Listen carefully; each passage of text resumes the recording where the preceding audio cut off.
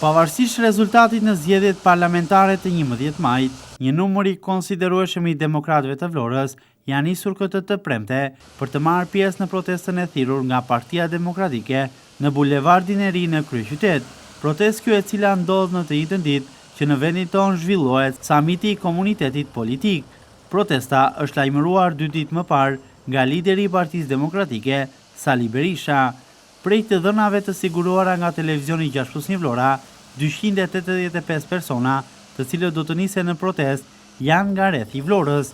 Shpërndarja e tyre vijon me 200 demokrat, të cilët janë nisur drejt Tiranës nga Vlora dhe rreth 50 demokrat nga Selenica. Gjithashtu, 35 të tjerë janë nisur drejt Tiranës nga Bashkia e Imarës. Faktikisht, kjo është shifër thuajse e njëjtë me atë të nisjes së demokratëve në protestat e mëparshme, të cilat u organizuan në kryeqytet si rrjedhorje mosbindjes civile. Siç mësohet nga informacionet, nisja drejt Tiranës nuk ka qenë me ndonjë organizim të mirëfillt, i cili të parashikonte për demokratët furgona apo autobus në dispozicion për të nisur drejt kryeqytetit. Nisja drejt Tiranës është bërë me automjete personale.